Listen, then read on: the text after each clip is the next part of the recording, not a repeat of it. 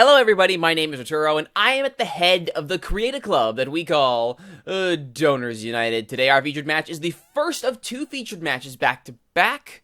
The three-quarter mark against Forfar is today's featured match. Our final featured match of this season will be next time in episode 17 against Forfar again to end the season as we try and fight for promotion. Oh boy, oh boy, oh boy, it's going to be rough. That giant string of draws that you see right there may have consigned us to mediocrity. And a couple of league losses in the middle there, one against Cowdenbeath, one against Steinasmuir, neither of which were needed. Really did not help things. But, as you can see, we've turned it around quite nicely here. 3 wins on the bounce, trying to make it 4 in a row against Forfar. 4 for Forfar, hashtag. That should be, that's our goal for today. So let's take a look at the squad and see how we're doing here. You can see we are now stinking rich again. Unfortunately, we were not. We were bleeding actually quite a lot of money just because our income from attendance is not matching the new salary output that we have at this level. So, I pulled the trigger on NG. The NG Wolfgamer the First had that transfer clause still. It has since been activated. No longer here. We do not get that 25% from his next sale, whenever that might be. But the important thing is that we pulled in a lovely $6.4 million from activating that clause. So it's it's quite nice. It's quite nice to know that we managed to get, what is that, a grand total of? Something like 8 million plus off of the sale of NG Wolfgamer. Plus, let's not forget, he still got those clauses for international appearances, 10 league goals, and 20 league appearances. So we've still got that coming in potentially to keep us afloat. So thank you so much, NG Wolfgamer the First, for your great sacrifice. And not surprisingly, as soon as we activated that clause on our dear departed friend NG Wolfgamer, he had to go and play in the FA Cup and get a man of the match performance. He's now averaging 7.03 for Man United in the FA Cup. Those are all 3 starts, full 90-minute performances, not sub-performances, and he's averaging 7.03, so there you go. Fantastic stuff from our former captain. Pretty darn good. Elsewhere in the land of former donors who we were keeping tabs on, Flag Dude continues to absolutely tear up the league whenever he plays in it. By the league, of course, I mean the U21 league. 7.75 average with U21s in 13 appearances, 37 non-competitive appearances, which I find amazing. 7.96 average. How is he not getting league starts? He does have 2 Capital One Cup appearances, including 1 player of the match for it. 7.9 average. Come on, Southampton. Come on, Southampton. Play him, for goodness sakes. Such is life. And finally, the other ex-donor we're keeping our eyes on is the one, the only Drake Ride, who just re-upped with West Ham till 2021. Very happy for him. He's still playing mostly with the U18s, some U21s, and only that 1 Capital One Cup appearance for West Ham. Not as dominant as Flag Dude, or as even as NG. But still, he's getting a chance with West Ham's youth squad to prove himself, and we all hope Drake Riot does in fact do that, and does well to represent the ex-donor prospect doing well. I should point out with Flag Dude, those of you with a keen eye may have already noticed it, his contract is up the end of this year. Quite interesting. Very, very interesting. He isn't accepting any free transfers yet, but we'll see if we can do something with him. Because if for nothing else, if a Southampton doesn't play him, that might be an issue. Simply because we do have that 20% of his next transfer fee owed to us, and I'd kind of like to cash in on that. I think I wish I cashed in on it last time. Such is life. That is the state of the former donors. Let's take a look at the current ones, specifically the new contracts that we are signing left, right, and center all over the place. Aaron Amadi Holloway, one of the big new signings. $850 a week is pretty good for him as our target man / deep lying forward. But the interesting about the new contract for Aaron Amadi Holloway is that he has a non-promotion release clause. So, you know, no pressure. We have to get promoted now, if we don't, we lose Aaron Amadi Holloway, which, alright, he's not, make or break the league for us. But he is kind of important, and it did just sign him, and I don't want to pay him $85,000 for not getting promoted. So there's a little extra oomph for us to stay in these promotion spots and to catch Cowdenbeath 3 points behind him for that promotion spot. For the league title, I should say. We are in a promotion spot right now, which is important. And hopefully we can get that promotion spot because this squad is about to see a serious makeover in this offseason because, and this should surprise nobody, I'm an idiot. Jorge Mendoza was contract was up this year, and I knew full well that I had an option on his contract. I knew full well there was an option on this contract. There it is. Contract for promotion, extension after, just whenever I feel like it. An offer came in from Murciélagos in the 2nd Division of Mexico. And I thought to myself, okay, fine, I'll take care of that. I'll offer him his extension after this match. He'll stay with us. I forgot to activate the extension, and Mendoza agreed to join Murciélagos. Murciélagos, again, is a 2nd Division side in Mexico who do not look like they're going to get promoted anytime soon. Of course, Mexico using that average point system for promotion. Which kind of stinks. And by kind of, I mean super, really, really super duper stinks. I'm not a fan. Really not happy with losing Mendoza on a free. Really not happy about it.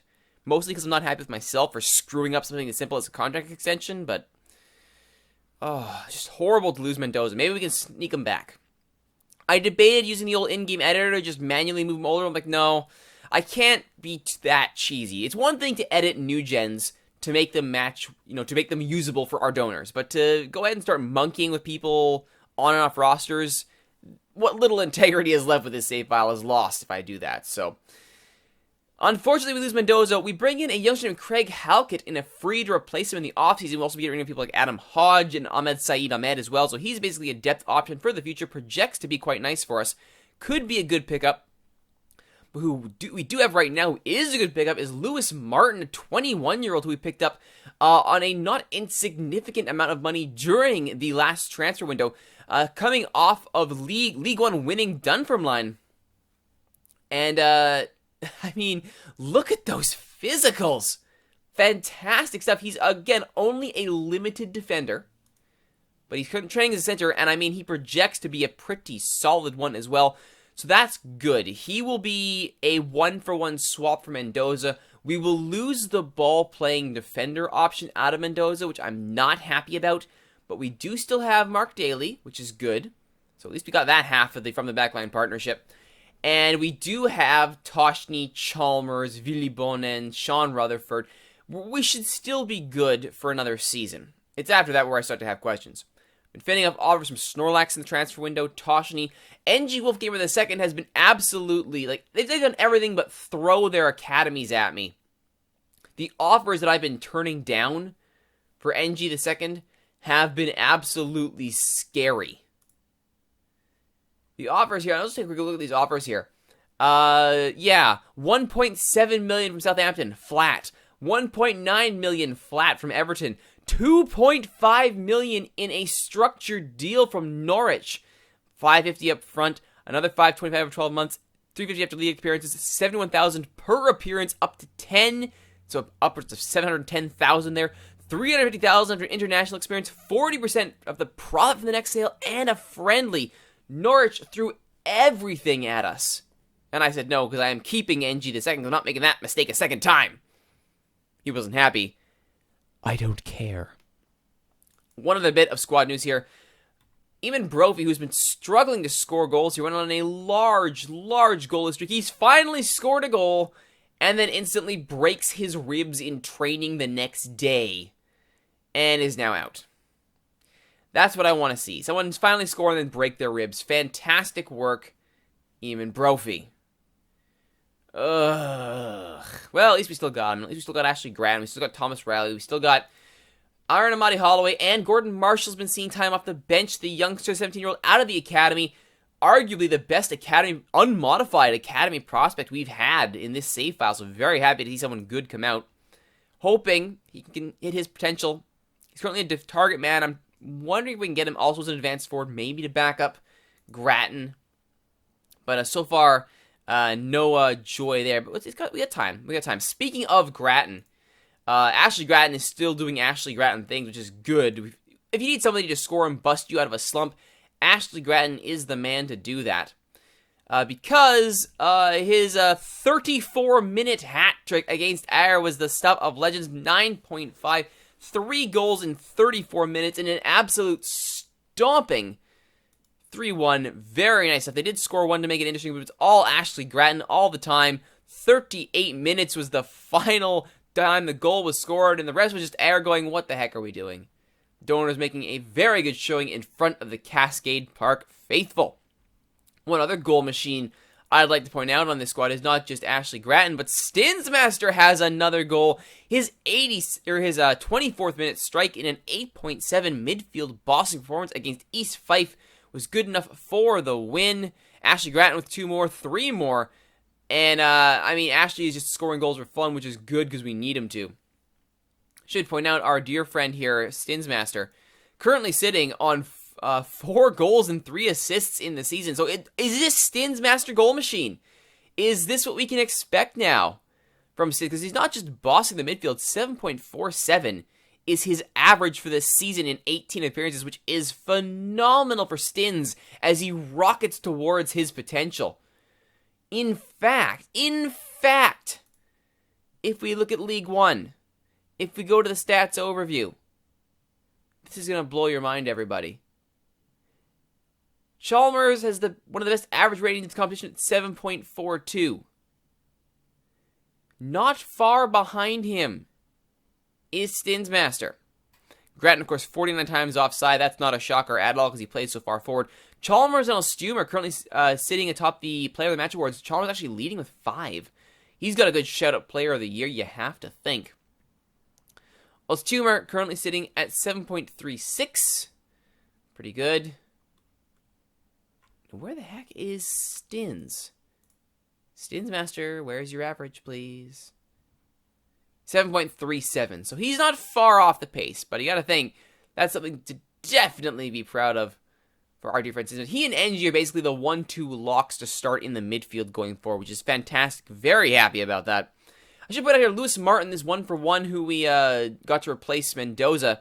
In his debut, went the full 97.1.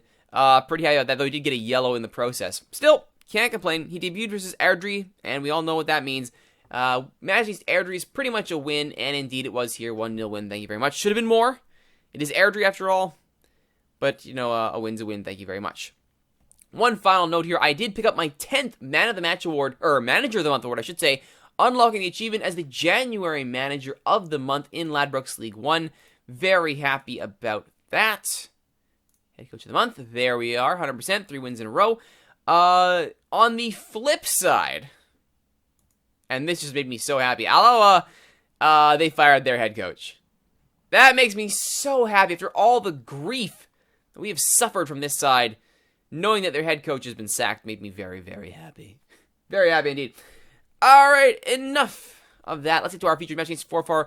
Forfar currently sitting in 7th. They're outside the pack chasing for the title. You can see there's a pack there for the title and a pack fighting against that final relegation spot where East Fife are definitely going down. So there's that. Very interesting, basically a split of the 2 packs. So we're against the have-nots. We are the haves. This should be a win, but we all know what it's like for the donors. We have this horrible tactic that we call playing down to the level of our opposition, which I do not care for in the slightest. Let's see if we can avoid it. Grattan and Riley up front, Tumor as the attacking playmaker, Stins and NG in the central midfielder. That partnership looking very good.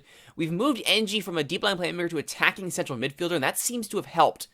That was a major factor in us busting our slump. I'll still keep him training as a playmaker, but for now, attacking central midfielder seems to be working well for us. Snorlax in the D mid hole, Chalmers, Martin, Mendoza, and Toshni on the back. Rutherford, Daly, Wood, Forbes, Muddy Holloway, and Marshall on the bench. Jamie J in goal for this one. Tom Dawson on the bench. Jamie J trying to get his minutes after his injury. Dawson will probably go back in. Hollis, we expect him to be leaving on a free at the end of this season. His time with us has definitely come to an end. He did not move during the transfer window. Unfortunate, but such is life. Alright, 3 points here, and results going our way could see us pass Cowdenbeath and move back into the top. I'd love to move back into the top of the table. One thing at a time, though. Let's keep an eye on these big guns at the top here. And Omar Cater, I have this memory of that being someone to keep an eye on. All right. Come on. Deliver.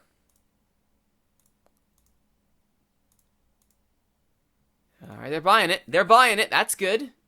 That's good. All right. The donors in their reverse Cascadian kits. So far in their white with the teal shorts. In front of what looks like the Cascade Park faithful, many of which wearing the garish, ugly away kits. All right. Mendoza's trying to make the double header play there, but ends up heading it straight to Tattoo, and that is cleared. Toshi now recovers. Short to NG Wolfgamer. That set piece was definitely lacking. Can they turn it around? Stinsmaster. NG Wolfgamer. Eros Tumor. Riley to Grattan! Yes, he can turn it around. Ashley Grattan, 4 minutes in. That's how you start a game against a team you should be winning against. Early pressure on Cowdenbeath now to get a result. I like it. Riley, lovely ball from Riley. Grattan easily onside there. Poor job by Campbell to keep with the line. Thank you very much. Clearly onside. Oh, there's a goal for Stravner, and now we're in second. Iron needs to do us a solid here and keep that draw. Regardless, it means we're back in the hunt. We're punching back where we should. Among the leaders, there's Grattan now. Still onside from that long ball. Can he set up a teammate? He does. Unfortunately, it's cleared. Toshny. Starting again on the right after Sean Rutherford got a run on the side with the occasional appearance by Villibonen. That's a lovely looking ball. And unfortunately it goes into the back of the net. I told you we had to keep an eye on Cater. Didn't I say keep an eye on him? Why was nobody marking him? Denholm gets past 2 men here, both Toshny and Martin. Posts up, there's the lofted ball. Mendoza tries to charge it down. Chalmers isn't doing anything, and Cater is wide open. Over the head of Jamie J, and Cater's like, oh, thanks very much. No one wants to mark me. Into the back of the net it goes. Come on, that was some poor defending. And that early strike. And Grattan is for naught. The long throw from NG Wolfgamer, the great weapon that he has. And Stan just let that one run for Grattan. Odd pick. There's the cross. Grattan makes it 2! Eros Tumor with the cross that time.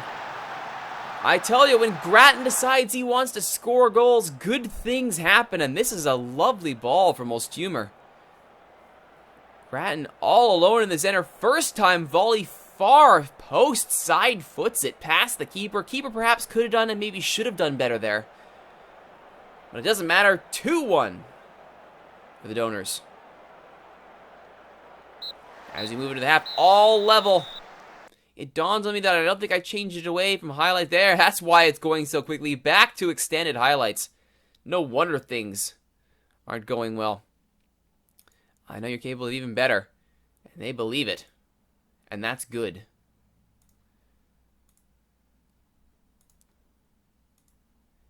Up front, I'm happy with that. I'm happy with your efforts. Good work. They're extremely delighted, as they should be.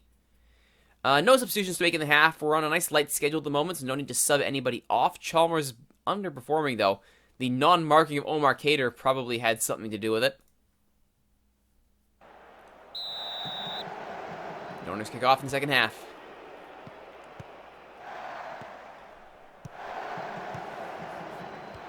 Good passing start to Chalmers, whipping a flag dude special. He tries, but it's blocked.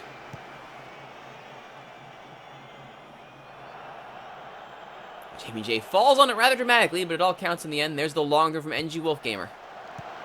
Recovered. Riley blocked. Still NG.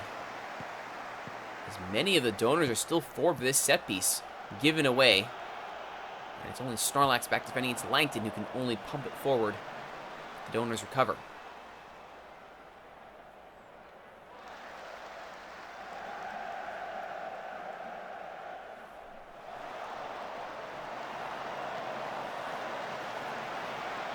Long, oh yeah, no penalty call there. That was a long non-highlight. Angry that we didn't get the penalty call there. Well, it's fine. We're up 2-1.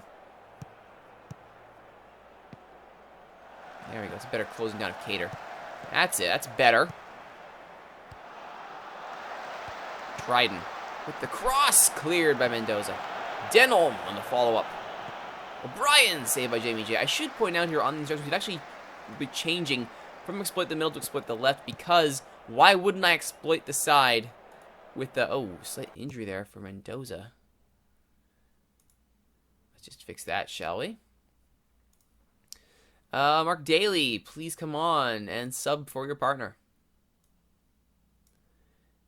Martin is a better limited defender. Daly is also a limited defender, which doesn't exactly bode well. I would like somebody to be able to actually have an offensive spark, but I guess we'll leave that to the actual playmakers and not the defenders.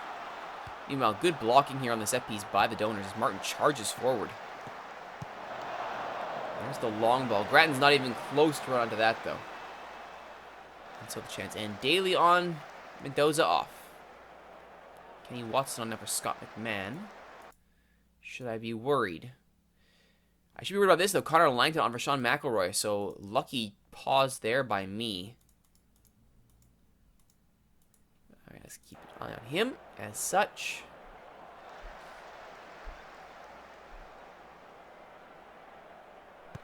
Throwing is cleared by Snorlax. Denholm. Stopped by NG Wolfgamer. O'Brien, though, moves forward, but that's cleared. Not to Grattan, though. Alright, what do we make for our 70th minute sub here? I think... I've been trying to get Jamal Wood more minutes just so we can try and help him develop. He's stuck at 1 star for what feels like forever. And Stins is looking nervous. That's not usual. So let's bring him off. And we'll bring Jamal Wood on to start knocking... Hey, he's actually getting better ball-winning midfielder. Hey, look at that. He's finally actually doing what he claims to have always been able to do, and that is play everywhere. By trade, he is a D-mid, which I've been trying to get him to play midfield. For some reason, he's just not learning that position. How interesting. It's almost like Jamal Wood is a big fat liar. Nice ball from Patterson, though. First time volley up the Denholm cross.